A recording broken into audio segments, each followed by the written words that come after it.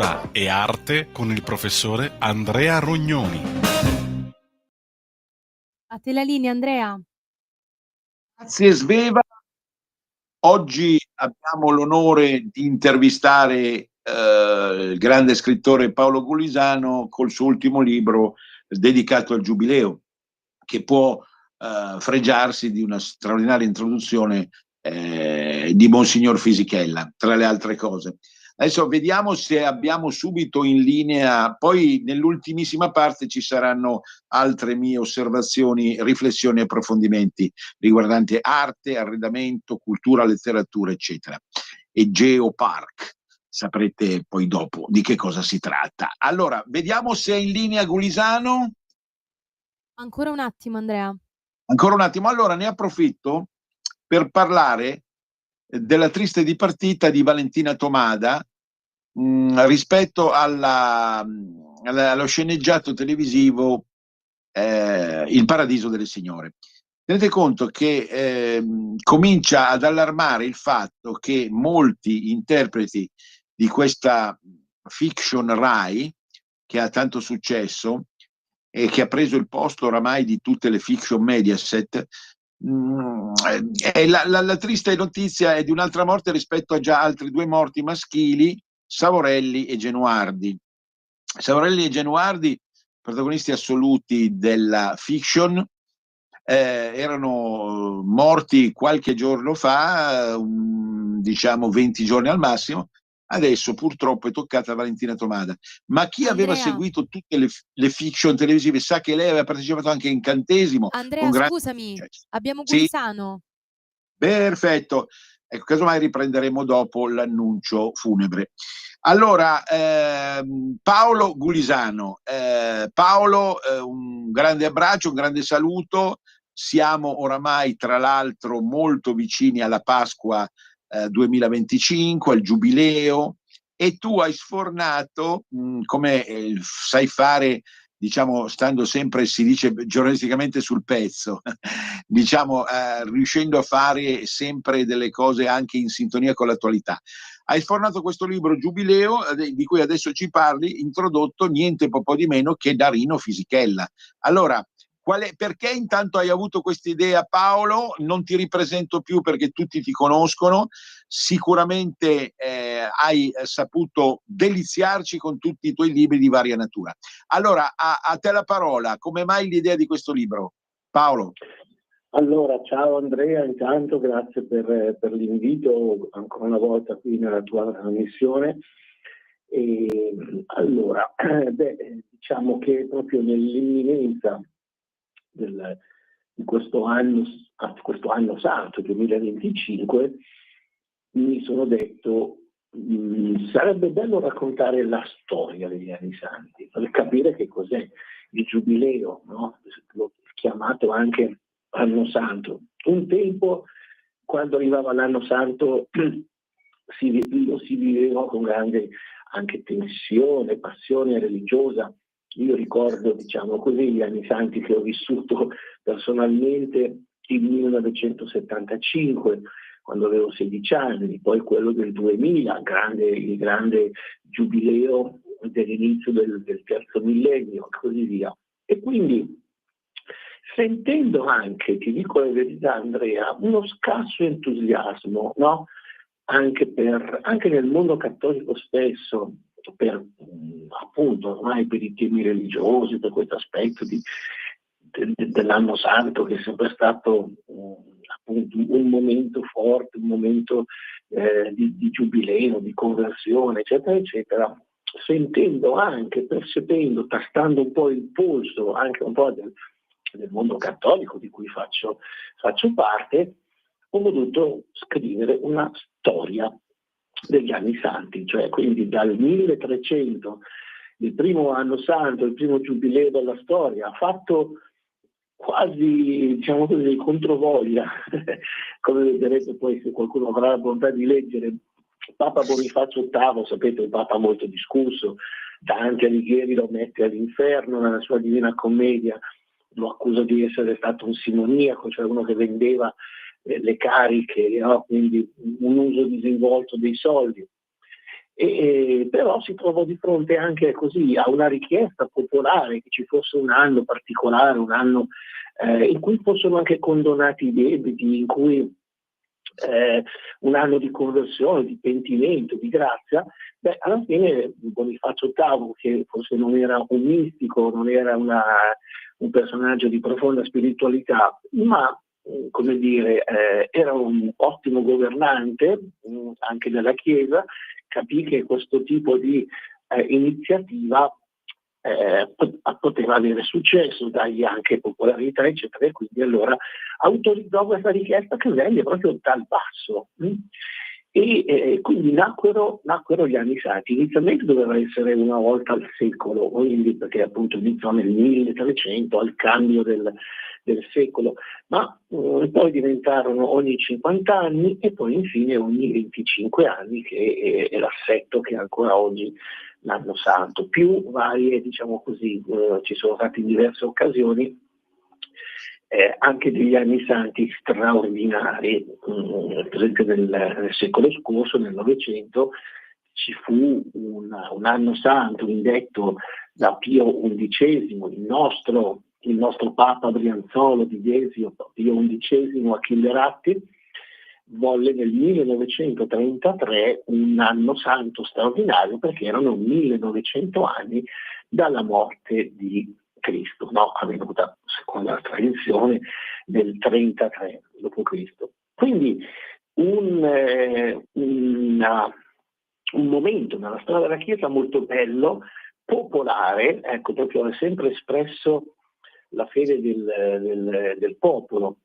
E io poi, come dire, ripercorrendo la storia degli anni santi, dal 1300 ai giorni d'oggi, diciamo che mi sono accorto strada facendo che stavo facendo un libro che è un po' una storia anche della Chiesa, cioè raccontando attraverso le pietre miliari che sono i giubilei e i papi, che poi, come dire, per ogni giubileo mi soffermo, dedico qualche pagina proprio al Papa che ne fu protagonista, perché comunque diciamo che fino ai giorni nostri, in questo momento abbiamo, come dire, un po' una Chiesa acefala, vista la malattia non solo di Papa Bergoglio, ma per molto tempo il Papa era il grande protagonista del Giubileo. Quindi ho raccontato gli avvenimenti degli anni santi, anche con qualche aneddoto curioso, e poi i papi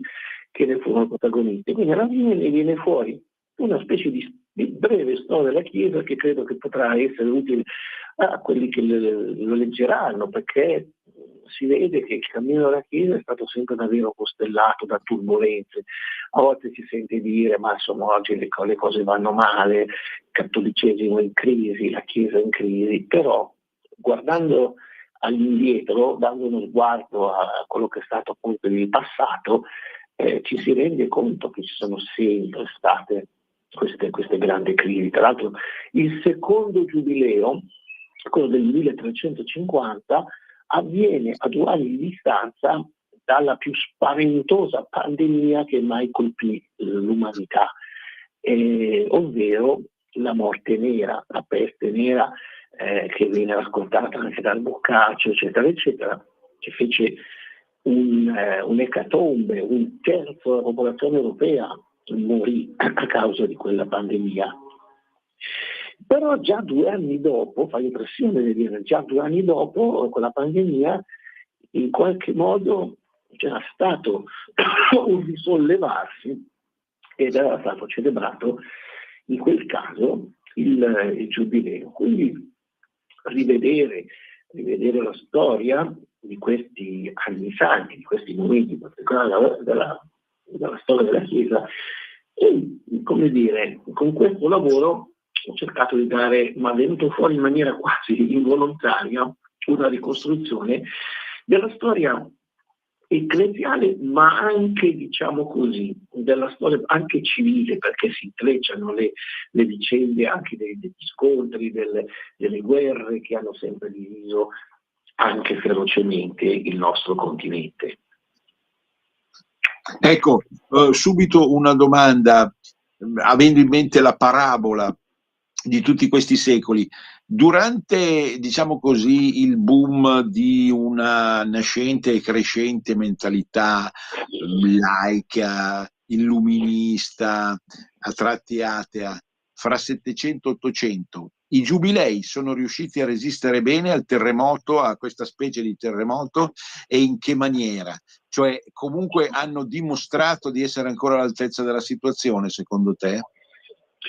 Beh, anche da questo punto di vista, come dire, il mio libro mostra come gli attacchi degli ultimi secoli siano stati veramente feroci, perché i giubilei, a partire appunto dal 1300, sono sempre stati celebrati, anche nei momenti difficili, anche come dicevo prima quando ci fu la grande peste, quella mostruosa pandemia, poi le divisioni, le nascite delle chiese protestanti, i scismi, eccetera, eccetera. Ma ci sono stati dei giubilei non celebrati, ad esempio quello del 1800, perché allora eravamo in piena guerra, nel pieno delle guerre napoleoniche.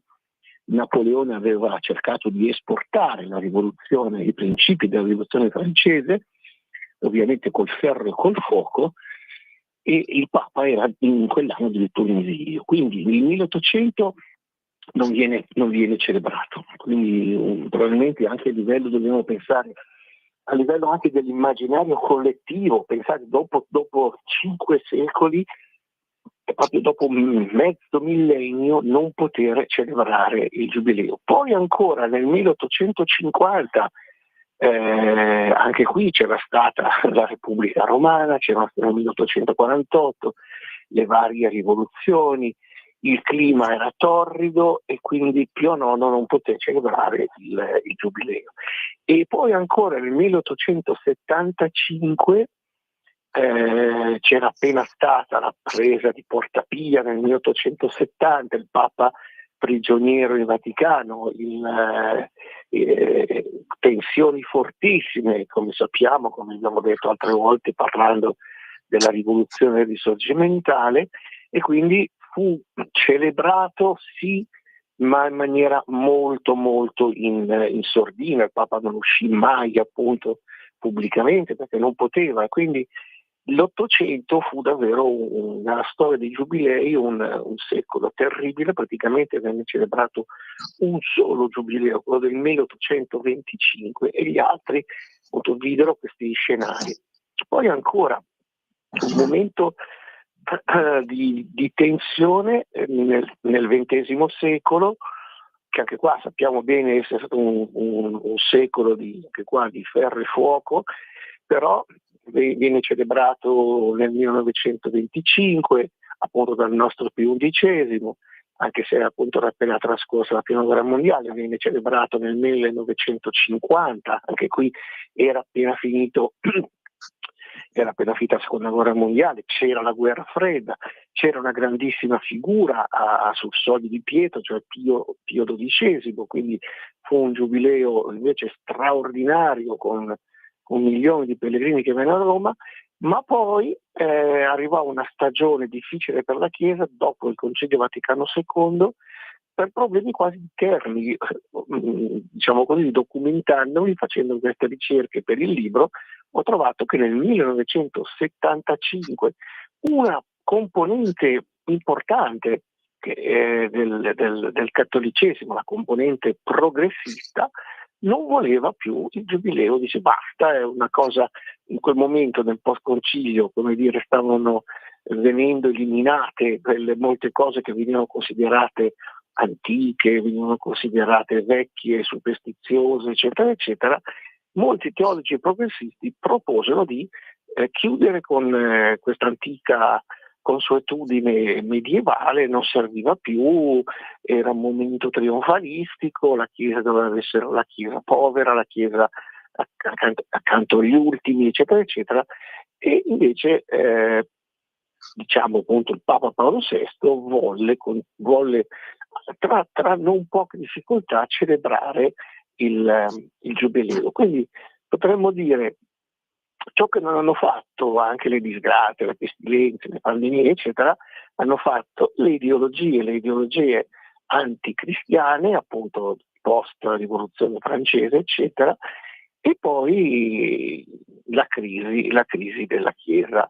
Tant'è che mi sembra di poter dire che in questo momento, in questo attuale giubileo celebrato molto in sordina, ma anche perché sembra non venire un grande input proprio dai vertici della Chiesa, si sta tornando quasi alle idee di 50 anni fa dei teologi progressisti del 75 che dicevano basta, sbarazziamoci di questa antica usanza, consuetudine ormai superata. Io invece, appunto, ricostruendo tutta la storia dei giubilei, ho capito che invece sono sempre stati dei momenti molto importanti, anche proprio per la presenza di santi. Allora, dalla storia della Chiesa anche qui emerge anche la sua, diciamo così, le fragilità umane anche delle guide dei papi stessi, Papa Borgia che aveva figli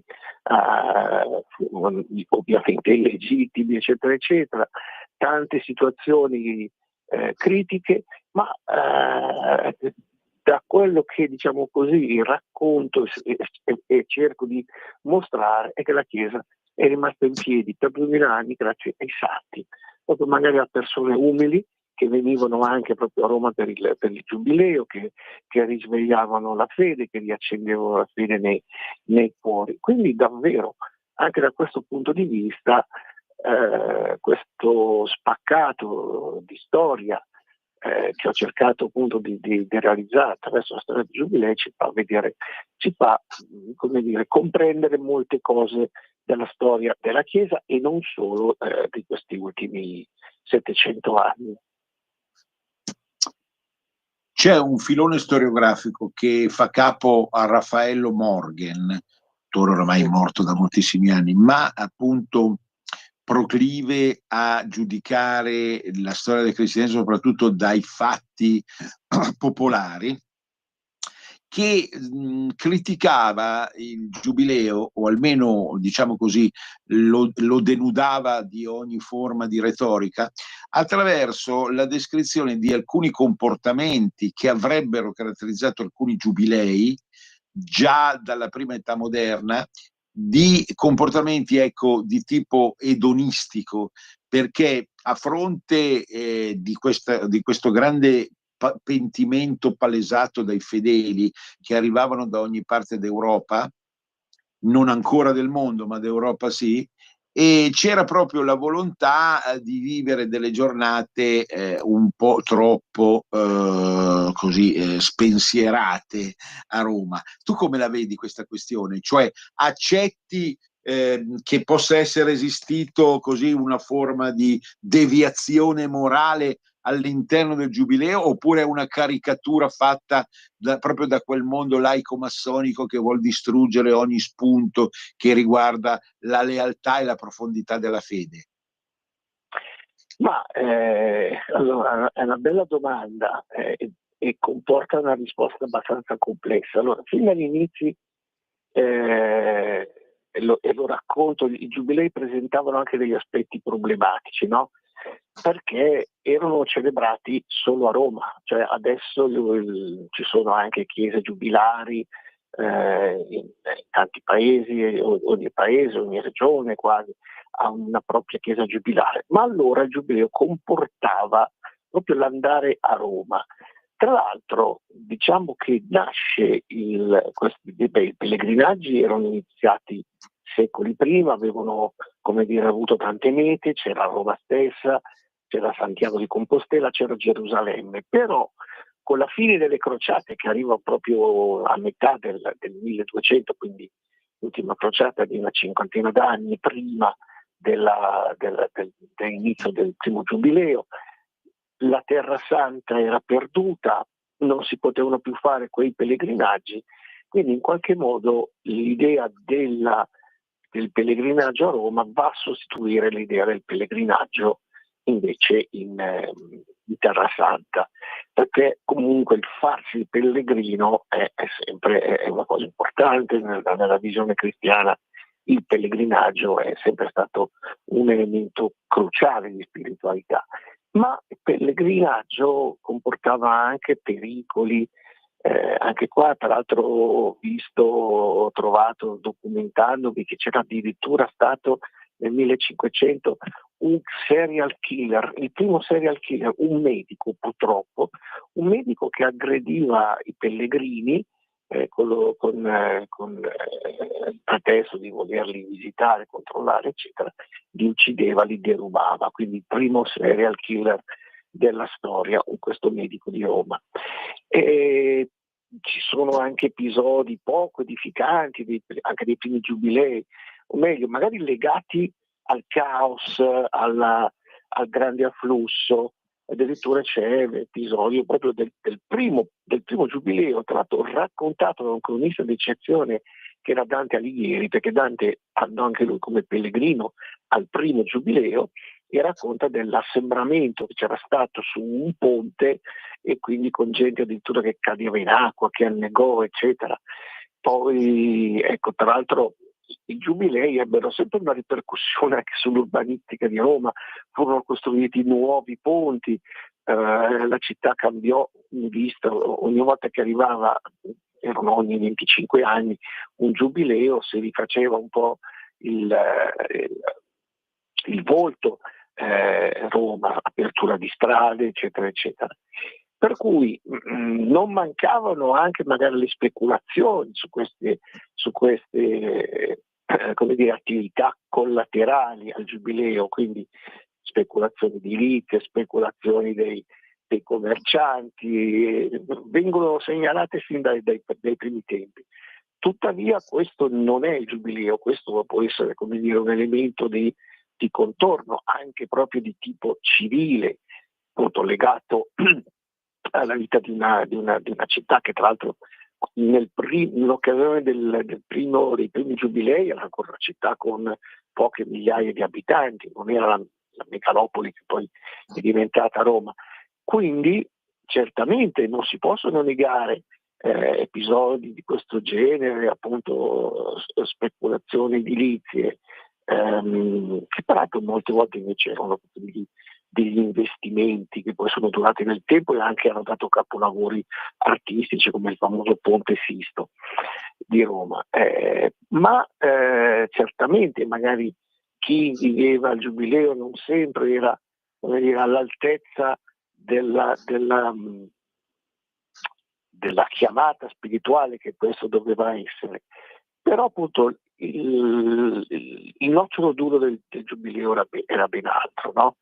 Era appunto il desiderio di cambiamento, il desiderio di conversione, il desiderio appunto che ci fosse un momento particolare anche di misericordia, ecco, cioè il giubileo significa anche il perdono, e anche qua una certa storiografia massonica ci ha marciato, perché le indulgenze e quindi, come dire, fare la carità, dare soldi, in questa visione fortemente anticlericale era come un comprarsi il perdono dei peccati. Non è proprio così, cioè non si può escludere che qualcuno l'abbia vissuto in questa maniera. C'era gente, anche dei ricchi, dei potenti, che mandavano, come dire, pagavano qualche proprio servitore per andare a fare in propria vece il pellegrinaggio, il giubileo, ma in realtà è sempre stato davvero un grande evento di popolo, un grande momento di conversione. Nacquero anche delle forme di spiritualità che poi sono durate nel tempo, come ad esempio la Via Crucis, voluta per la prima volta nel Colosseo, anche qua da un grande papa bolognese, il cardinale Lambertini, al quale fu dedicato un film anni fa con Gino Cervi nella parte di questo cardinale, l'arcivescovo di Bologna, una persona di grandissima umanità, di grande cultura, che diventò papa e poi appunto fu il protagonista di un giubileo del 1750 e istituì questa pratica della Via Crucis. Bene, siamo arrivati al break, carissimo, a dopo il break, ci risentiamo presto.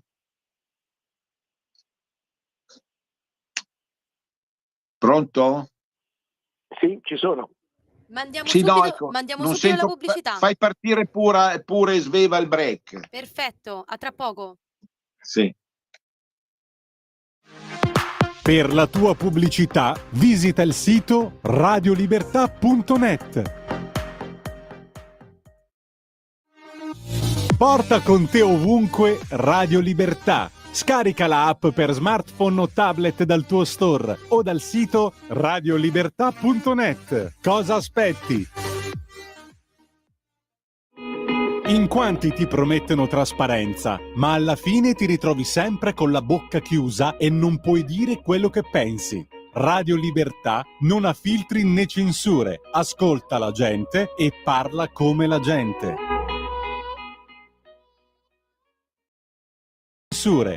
Sempre più liberi con La Tua Radio è il nuovo sito che mette in prima pagina opinioni, firme, notizie, uno sguardo nuovo e originale sui fatti che ci circondano. Il nuovo quotidiano online, semplicemente radiolibertà.net. Di nuovo a voi la linea. Grazie. Ecco, dobbiamo riconoscere che comunque alcuni topoi della visita romana sotto Giubileo sono al tempo stesso impegnativi, faticosi, ma anche entusiasmanti, non senza risvolti in senso positivo, teatrali, scenografici, impressionanti. Penso, come hai detto tu, alla Via Crucis, ma penso anche alla risalita della Scala Santa con i propri ginocchi a San Giovanni. Penso anche al Giro delle Sette Chiese, che diventa impegnativo nella misura in cui naturalmente in ogni chiesa va devoluta non solo una catena di preghiere, ma anche, così come dire, un sospiro e un voto, no? Adesso io non voglio entrare in dimensioni strettamente liturgiche, né voglio difendere tutto questo discorso rispetto a una libertà che ognuno ha di, come diceva qualcuno, fregarsene completamente della faccenda. Però non dimentichiamo che tutta diciamo così, l'impianto gode indubbiamente anche di una dimensione artistica, non trovi? No, Paolo? Sì, assolutamente sì. Tra l'altro, come dicevo prima, appunto, non solo cambiamenti urbanistici che peraltro si rendevano necessari per questo grande afflusso, per evitare appunto che ci fossero incidenti come quello del Giubileo raccontato da Dante Alighieri, ma anche in quelle occasioni giubilari, i papi chiamavano a Roma grandi artisti per realizzare appunto nuove anche produzioni artistiche. Michelangelo lavorò appunto per il Giubileo del 1525, quindi furono chiamati davvero sempre grandi artisti. Quindi il Giubileo era qualcosa che restava nel cuore dei senesi, di chi aveva appunto partecipato al pellegrinaggio, di chi aveva appunto partecipato a quei momenti. Poi era anche era un evento che per molti era l'evento della vita, con il fatto che fosse ogni 25 anni, probabilmente per molte persone, un tempo la vita media anche più breve, era proprio quell'occasione nella vita unica di andare, perché per chi era cristiano era importantissimo, proprio a vedere i luoghi dove è nata la Chiesa, dove erano stati martirizzati San Pietro, San Paolo. Quindi non era più, come purtroppo era diventato impossibile, andare nei luoghi della Terra Santa, a vedere i luoghi stessi della vita di Cristo, quindi il luogo della Natività, il Calvario, eccetera, ma Roma rimaneva comunque forse il più importante luogo della cristianità, la Roma degli apostoli, no? Proprio i luoghi anche della prigionia, del martirio, dicevamo appunto prima, il Colosseo. Tra l'altro il Colosseo non era nato come un luogo sacro, ma lo è diventato, reso tale dal sangue dei martiri. Tra l'altro, come dire, la copertina del mio libro ho voluto che ci fosse proprio il Colosseo, non una delle varie chiese giubilari di Roma, San Pietro, San Paolo, eccetera, eccetera, ma un luogo non chiesa, ma che è forse proprio il luogo più sacro della cristianità, il Colosseo, dove appunto diedero la loro vita tanti martiri. Allora per molti era proprio questo, aveva questo valore, questo viaggio che comportava giorni e giorni di cammino, di fatiche e di pericoli, anche come dicevamo prima, per i pellegrini. Però tutto questo aveva avuto anche una ricaduta sociale importante, perché erano anche alcune città sulla via Romea, così come sulla via Francigena, che era un'antica via di pellegrinaggio in Italia, avevano visto sorgere luoghi, avevano visto ingrandirsi città, avevano visto proliferare anche attività economiche, erano nati proprio perché il pellegrinaggio era lungo, ci si poteva ammalare, anche degli ospedali, spesso ci sono ospedali sulla via Francigena, sulla via appunto Romea per andare a Roma, quindi questi momenti particolari che cadevano periodicamente ogni 25 anni segnavano veramente profondamente la vita non solo spirituale delle persone, ma anche, appunto, come sottolineavi tu Andrea, la vita artistica, con la produzione appunto di nuove realizzazioni dal punto di vista delle arti figurative, architettoniche, eccetera, e poi addirittura avevano un impatto anche sulla vita civile importante. Ecco, Dulcis in Fundo, non perché abbiamo una regista romanissima a Radio Libertà e la teniamo stretta, ma voglio dire, magari dopo una annata passata a riso, polenta, trippa, busecca e luganega, magari non in tempi di confessione, e si badi bene dopo la comunione, o comunque in tempi in cui al giubileo romano ci si può finalmente lasciare andare, un bel abbacchio alla romana con un contorno di carciofi alla romana, ovviamente preceduto da una gricia e da una carbonara. Insomma, lasciamoci un po' andare. No, perché è subito questo volere stanare il senso del peccato come una forma di ossessione tipicamente cattolica o cattoliberale, no? Cosa dici? Ti metti in difficoltà ancora una volta, Paolo? No, anzi io aggiungerei a quello che hai detto tu un'altra cosa tipica della cucina romana e laziale che io amo molto, che è la coratella, e quindi quella non la disdegno. E infatti io, diciamo, con questi primi mesi del giubileo, che poi inizia sempre, anche questa è una tradizione bellissima, non inizia secondo il calendario civile il 1 gennaio, ma inizia con il Natale, proprio nella notte di Natale viene aperta la Porta Santa e poi verrà richiusa all'Epifania, quindi del 2026, per cui c'è anche un tempo supplementare, ma quindi io inviterei davvero ad andare a Roma per tutti questi motivi. Adesso ci si va con 3 ore di Frecciarossa da Milano e quindi non è più l'avventura di un tempo, però andarci e andare appunto a varcare le porte sante, andare a vedere questi luoghi, a riassaporare la storia di Roma, che è la storia della Chiesa. Io credo che possa fare bene a tutti. Abbiamo tempo fino al 6 gennaio del 2026, approfittiamone. Io per conto mio andrò a maggio, quindi che ritengo il periodo più bello dell'anno.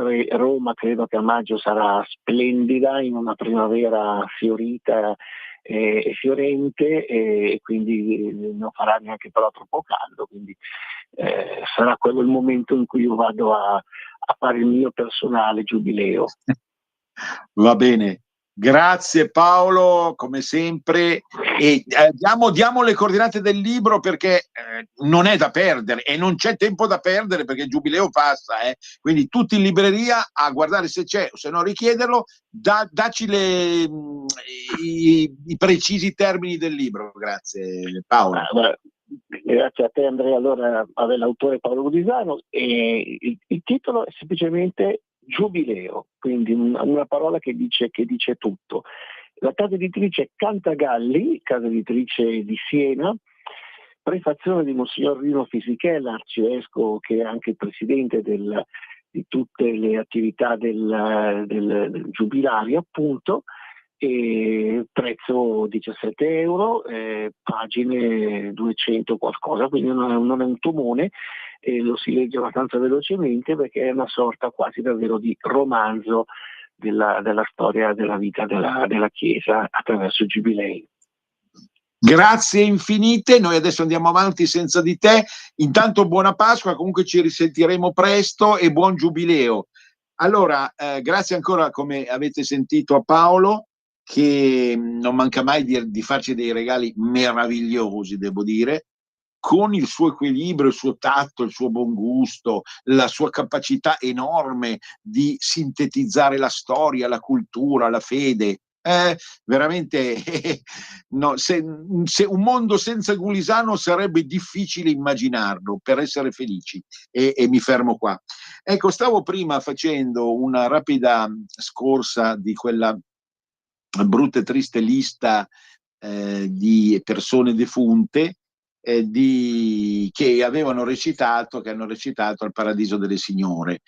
Devo dire che anch'io, per curiosità, per quanto fossi così ovviamente in uno stato di delirio e non di lucidità, uno spettatore soprattutto dei prodotti Mediaset, anch'io qualche volta ho sbirciato il Paradiso delle Signore, non sempre riuscitissimo negli interni, secondo me, perché gli interni così non sempre sono all'altezza di una qualità dell'immagine e della tecnica video, ma è una mia idea, e ovviamente rimane valida la trama interessante e accattivante.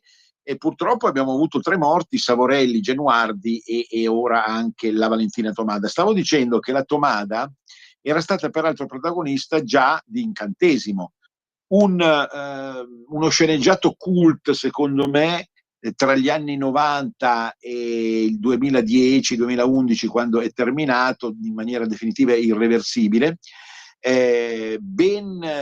Diciamo studiata la location della clinica, appunto, dove avvenivano i fatti, e soprattutto bravissima un'allora giovane, veramente giovane, Valentina Tomada, che purtroppo è venuta meno, e appunto qualcuno comincia a parlare di maledizione del Paradiso delle Signore, ma speriamo davvero che sia l'ultima di partita. Invece c'è una notizia dell'ultimo momento che riguarda l'obituario: è morto Graziano Mesina.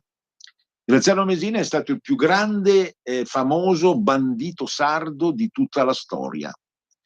È morto sui 90, Graziano Mesina, il re del Supramonte, no? Veniva chiamato il re del Supramonte perché lui se ne stava rintanato, no? Nei suoi nascondigli, nelle sue grotte, nelle sue caverne, per poi uscire più indisturbato e fare le brutte sorprese a cui ci ha abituato, appunto, sequestri, altre azioni, altri reati, altre azioni insomma poco confortanti. E ovviamente era da tempo in uno stato di prigionia perché aveva superato il limite, anche se aveva tentato e c'era riuscito almeno una volta a scappare di prigione, ma dopo ovviamente sono stati esercitati dei meccanismi di rinforzo nel riuscire appunto a tenerlo a bada, e non è più accaduto, anche perché ovviamente con l'età âgée non ne aveva più la forza e forse la convinzione di fuggire di prigione. Però Graziano Mesina è uno davvero di quei eroi maledetti del nostro tempo. Certo, come si fa a parlare di eroe per uno che ha sequestrato, probabilmente ha ucciso, ha dato ordini di comportamenti abusivi?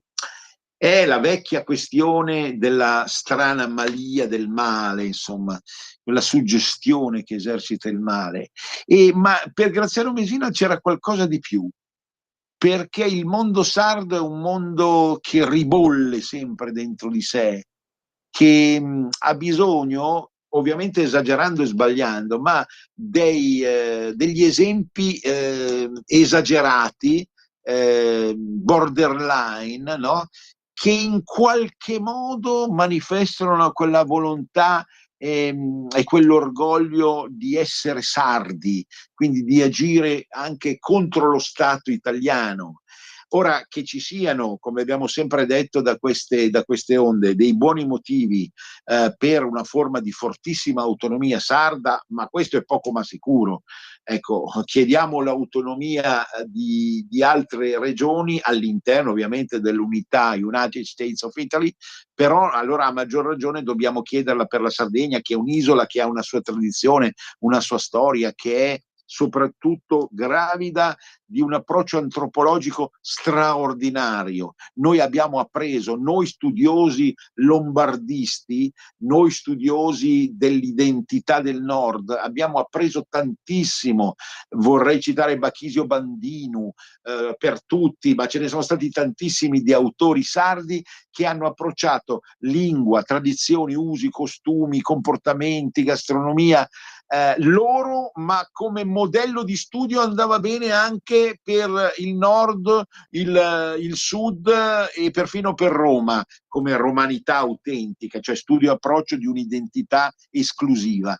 E quindi quello che sto arrivando a dire è appunto Graziano Mesina, un mostro, non un eroe, non può essere considerato, è un mostro, un abominio è stato, ma un abominio che partiva comunque da una volontà di riscatto di una terra obliata, dimenticata, a volte calpestata e derisa, trattata male, ecco, dal governo e dallo Stato italiano, al punto che non a caso lì il Partito Sardo d'Azione ebbe a suo tempo un ruolo grandissimo. Certo, nulla giustificherà mai comportamenti banditeschi di ogni sorta e di ogni misura come sono stati quelli di Graziano Mesina. Però paradossalmente in questo strano mondo al contrario a cui ci siamo abituati, lui rimarrà per sempre il re del supramonte, il sovrano assoluto della montagna più alta di Sardegna.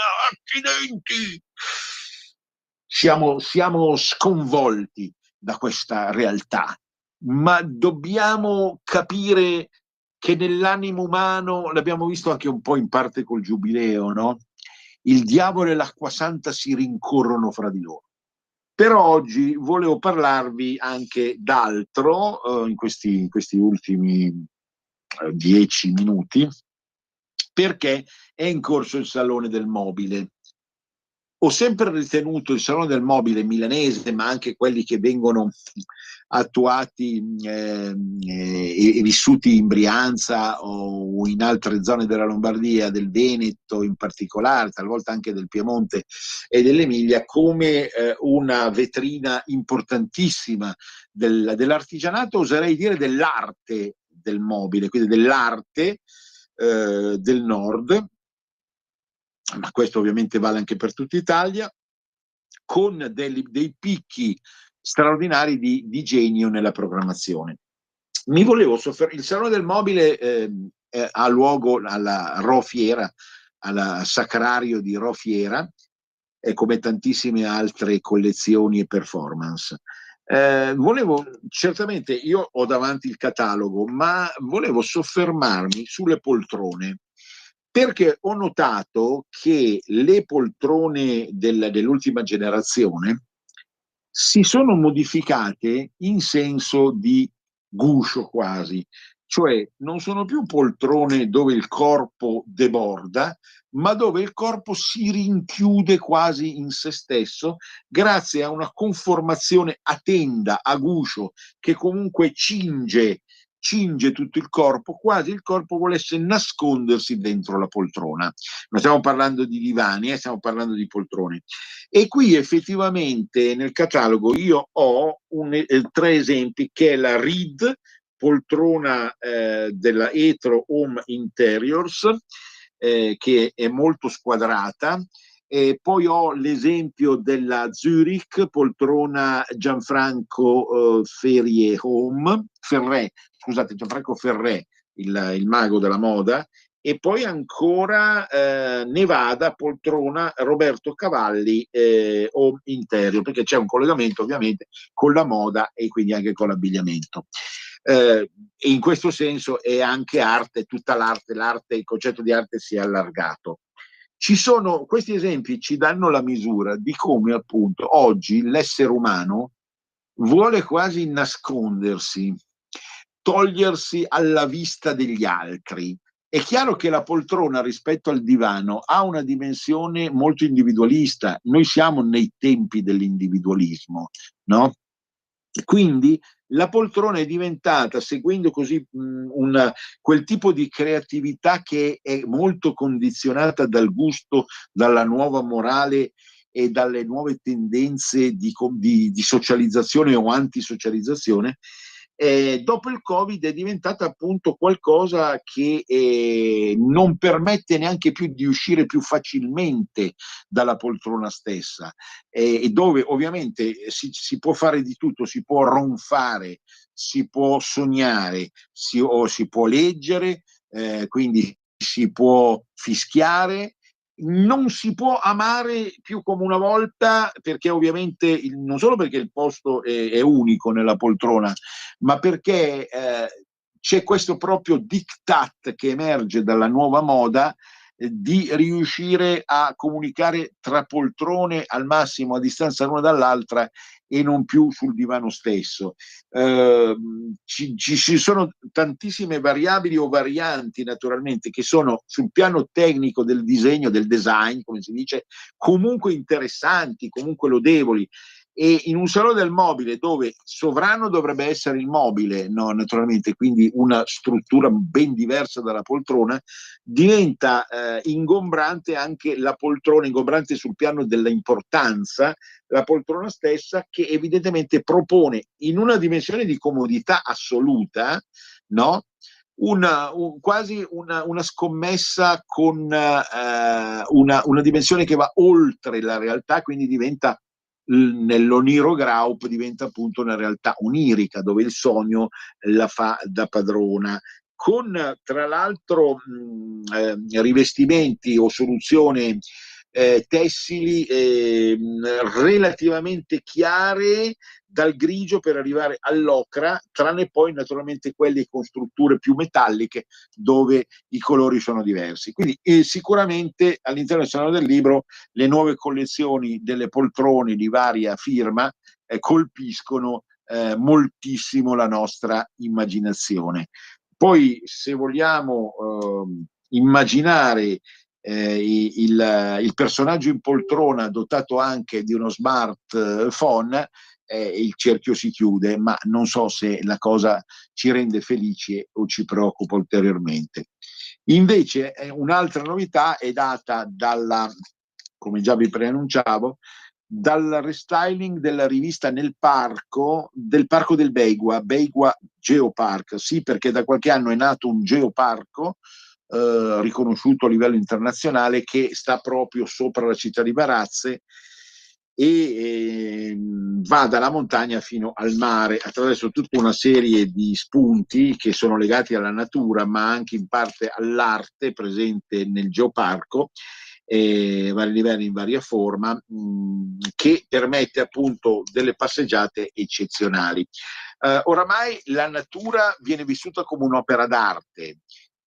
L'arte non è più natura, perché l'arte attraverso le esperienze contemporanee è comunque un viaggio nella psiche, anzi nelle parti più oscure della psiche. Però la natura diventa effettivamente arte nella misura in cui noi la sappiamo vivere muovendoci all'interno. Voi sapete che tra l'altro questi geoparchi, ce ne sono diversi anche al nord, sono facilmente raggiungibili proprio dalle grandi città, quindi offrono un'alternativa enorme e radicale rispetto alle grandi città. Ora la rivista è in restime e ha subito restime, e quindi offre degli spunti che sono comunque interessanti anche dal punto di vista informativo e giornalistico.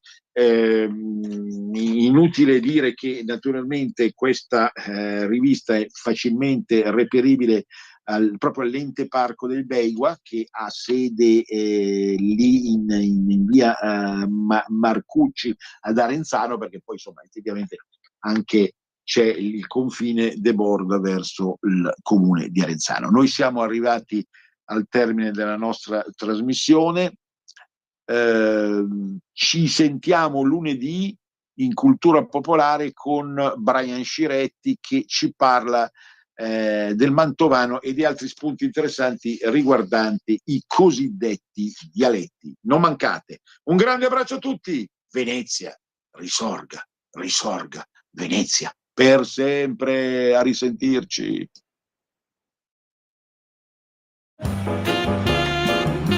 Avete ascoltato